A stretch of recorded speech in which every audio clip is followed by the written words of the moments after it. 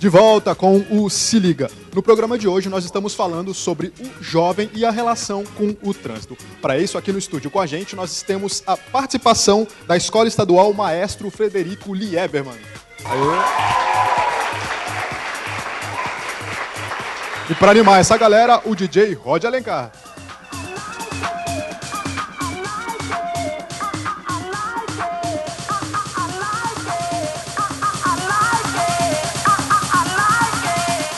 Diversas iniciativas tentam barrar o aumento dos acidentes de trânsito no Brasil.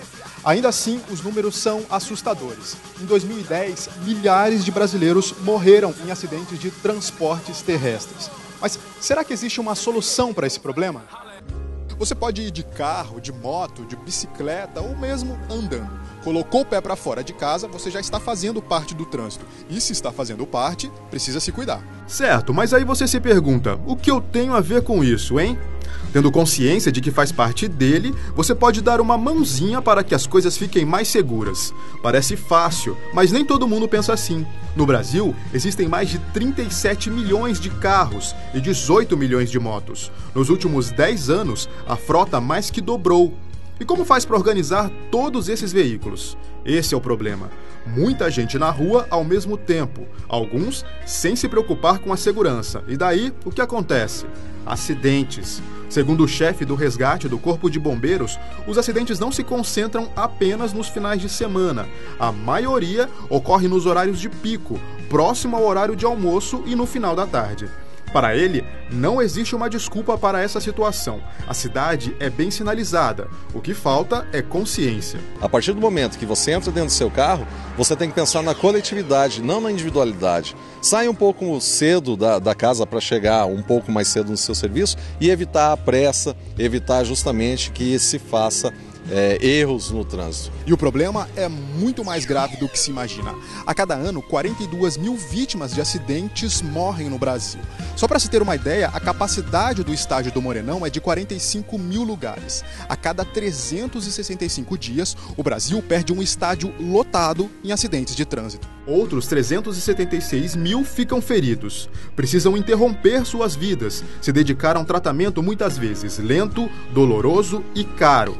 O governo gasta em média R$14 mil por vítima não fatal de acidente de trânsito. No total, os gastos do INSS chegam a R$8 bilhões por ano, com as despesas decorrentes de acidentes. E para piorar, os números envolvendo jovens estão aumentando. Em 10 anos, houve um crescimento de 32% nos casos envolvendo pessoas com menos de 30 anos. É o caso da Raíssa. Há 3 anos, o carro que ela dirigia foi atingido por outro veículo, dirigido por um adolescente que tinha bebido e furou o sinal vermelho. Ela passou meses internada e ainda apresenta sequelas. A falta de responsabilidade de um desconhecido mudou sua vida.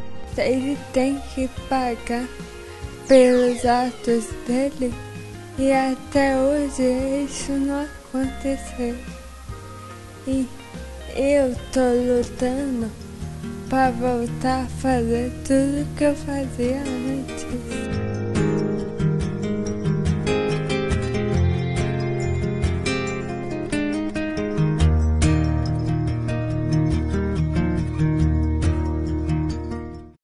Eu continuo aqui a conversa com o diretor-presidente do Detran, Dr. Carlos Henrique dos Santos Pereira. E nesse bloco, nós recebemos aqui também o coordenador do ensino médio da Secretaria de Educação, Ildinei Alves de Oliveira. Tudo bem, Ildinei? Seja bem-vindo. Tudo bem, Beth. Obrigado pela oportunidade e faço votos que esse programa chegue até os nossos alunos da Rede Estadual de Ensino.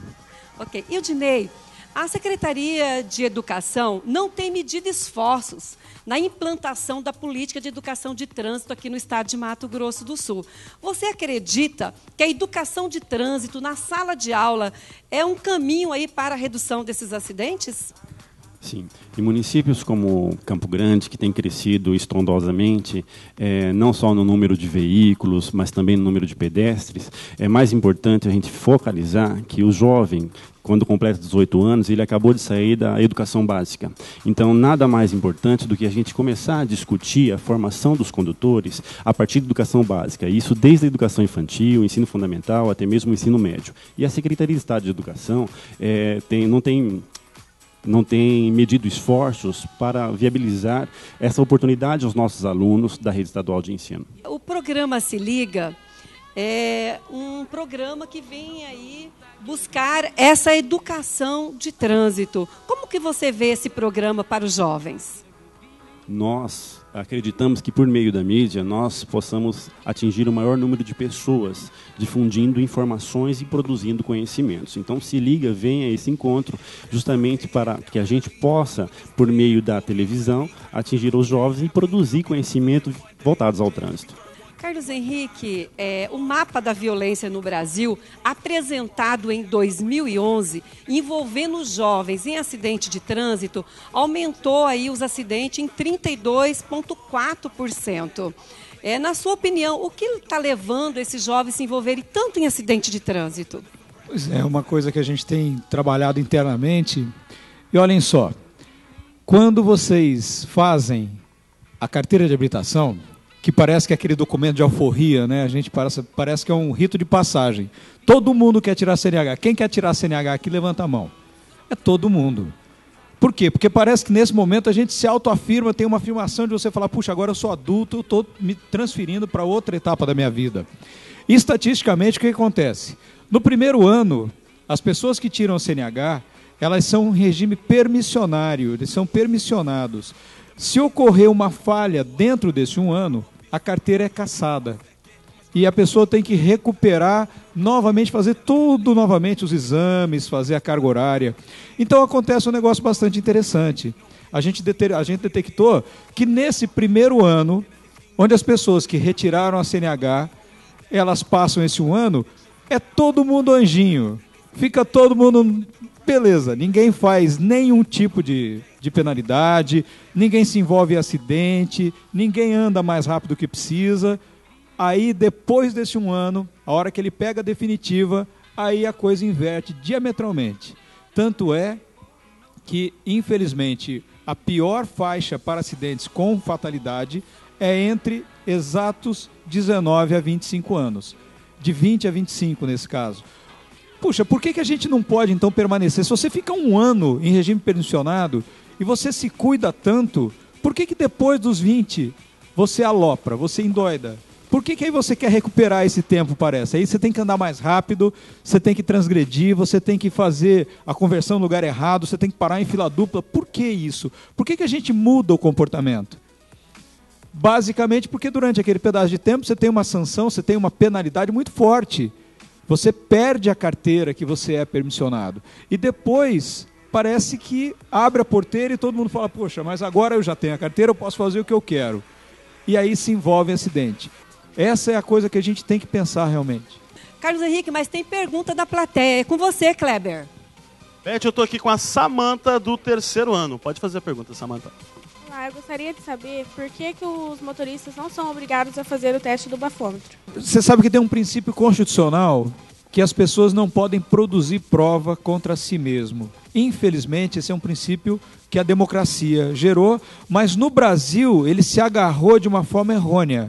Tanto é que o ministro Luiz Fux, que é um dos ministros do Supremo Tribunal Federal, tem feito uma série de audiências públicas e ele já entendeu, através da audiência pública, que nesse caso não é produção de prova contra si mesmo, porque na verdade você está salvando a vida de alguém.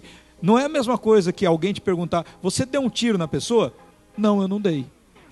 Não é? Porque ali é uma coisa relativamente interpessoas. Eu e a Beth. Eu dou um tiro na Beth. Não dei, não. Mas ali, no caso, se eu evito fazer o bafômetro, eu posso sair dali e na esquina eu atropelar uma família que está em cima da faixa de pedestre, porque eu estou bêbado, eu não estou entendendo o que eu estou fazendo. Então, isso, pela lógica, deve ser modificado. parece que o Supremo vai determinar que, nesse caso, não é produção de prova contra si próprio. Por quê? Porque a coletividade, ou seja, nós todos estamos acima da pessoa singular. Então deve modificar isso. Nós esperamos que até o final do ano o Supremo defina essa questão, e aí o bafômetro passa a ser, sim, obrigatório, o que é o mínimo que a gente pode fazer. Porque quando você tira um bêbado da rua, você tira um alcoolizado da rua, você está preservando a vida de alguém lá na frente. Certo, vamos colocar agora mais gente nesse papo. Eu estou aqui com o Renan Soares, ele que é psicólogo do Detran. Seja bem-vindo, Renan. Quando se trata de trânsito, algumas questões são um pouco mais complexas do que a gente imagina.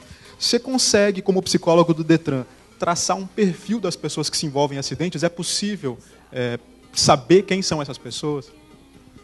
Bom, pelos estudos que a gente tem tido, inclusive alguns feitos especialmente aqui em Mato Grosso do Sul, a gente consegue ver que esses jovens, né, entre os 18 e os 25 anos, eles têm algumas posturas diferentes que acabam colocando mais em risco. Ou seja, primeiro que não existe uma ideia de que o trânsito é algo arriscado. As pessoas acreditam que o trânsito é algo muito simples, que se participa do trânsito, né? E não é. Ou seja, existe uma série de questões que precisam ser observadas. Aí entram comportamentos como o excesso de velocidade, né? Que socialmente acaba sendo um comportamento bastante praticado. O uso, né, a gente fala muito do álcool, mas também existem as outras drogas, né? Então, quer dizer, uma série de possibilidades que a gente passa a entender que até esse termo acidente, né, para algumas faixas etárias, ele não acontece. Ou seja, toda vez que acontece, né, uma batida de carro ou que morre alguém, existiu uma infração, alguém, né, ou excedeu a velocidade ou bebeu, ou seja, existiu um comportamento de risco. E, na sua opinião, o carro ou a moto, para esse pessoal que acaba de tirar a carteira depois da permissão, como bem disse o presidente, você acha que ele representa um instrumento de poder na mão de pessoas não responsáveis? É uma coisa cultural. As pessoas veem o veículo como uma autonomia ou como, né, bem disse o presidente ali, um passaporte para a vida adulta. Quer dizer, existe todo um investimento de fantasia nessa questão do veículo, de poder, né, ter o seu ir e vir quando quiser, da maneira que quiser, e aí coloca-se o carro, né? Algumas pessoas imaginam que o carro, né, é uma parte da casa que ela leva em 4 rodas para passear, ou mesmo da motocicleta hoje, né, que significa aí para o pessoal as asas da liberdade, e aí acaba se investindo uma fantasia num objeto, né, que traz risco. Então, quer dizer, se entende isso de uma maneira errada, né? Tanto que a gente vê que a própria ocupação dos veículos é muito baixa, ou seja, cada um tem o seu, ocupa um espaço na via, né? Todo mundo indo para o mesmo lugar, e aí fica um reflexo do consumo da sociedade, ou seja, as pessoas imaginam que aquilo vai lhe dar uma diferenciação, né? Para os jovens, isso é muito importante, porque você pensa, né, jovem, todo mundo igual, ali na faixa dos 18 e tal, quer dizer, ele quer se diferenciar, ele quer se destacar, né? Então, muitas vezes esse perfil dessa necessidade do destaque, do querer, né, ser diferente, ele acaba encontrando isso no veículo, mas essa relação aí com essa fantasia que pode trazer esses riscos. Então, quer dizer, existe toda uma construção em cima do veículo. Certo, e aqui no Se Liga, todo mundo participa, temos mais uma pergunta da plateia. Kleber? Tiago, tem pergunta aí para o Renan com a Jennifer do 2º ano. Pode falar, Jennifer. Eu gostaria de saber qual é o principal motivo das pessoas menores de 18 anos não poderem tirar a carteira de habilitação. No Brasil, né? Em alguns países a gente sabe que é possível. Exato, é o entendimento legislativo de lugar para lugar. Bom, o que acontece é o seguinte, psicologicamente, quando a gente toca nesse ponto, existe em relação à questão da maturidade, né, da formação do próprio sistema nervoso e de muitas das capacidades que nós utilizamos para conduzir. Então, a pessoa ter, né, a maturidade para fazer o julgamento e também conseguir articular a sua atenção, a sua memória e ter o seu sistema totalmente formado e ter todas as capacidades necessárias para conduzir em segurança. Então, assim, essa questão dos 18 anos, ela não vem do nada, ou seja, isso não saiu da cabeça de alguém, né? Então, tem todo um aparato científico, né? Eu gosto muito de ressaltar essa questão da ciência, para que isso seja assim, né? Então, da própria capacidade que a pessoa tem para conseguir entender essa questão do risco.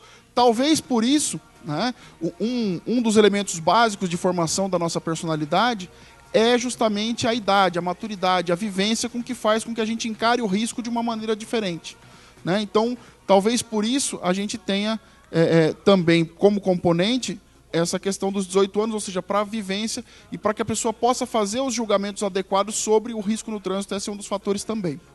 Ildinei, as pessoas costumam dizer que tudo sobra para a educação. É meio ambiente, é trânsito. Na sua opinião, a sala de aula é de fato e de direito o espaço do Estado exercer esse papel de cidadania nos jovens, principalmente no trânsito? Sim, justamente. A educação hoje, ela tem uma série de finalidades. Dentre elas é a formação para a cidadania, não é? Na qual o jovem tem que se integrar e se sentir parte do todo. Um condutor de veículo, por exemplo, se ele comete uma infração, ele não está afetando somente a ele. Ele pode estar afetando, como ele estará afetando, uma série de pessoas envolvidas. Isso é viver em sociedade. E a tarefa da educação é justamente formar cidadãos, uma das finalidades específicas do ensino médio, principalmente. Ok, Ildinei, nós estamos te agradecendo pela tua participação aqui no programa Se Liga e seja também sempre bem-vindo. E no próximo bloco, a gente continua com o Se Liga Quiz, daqui a pouco.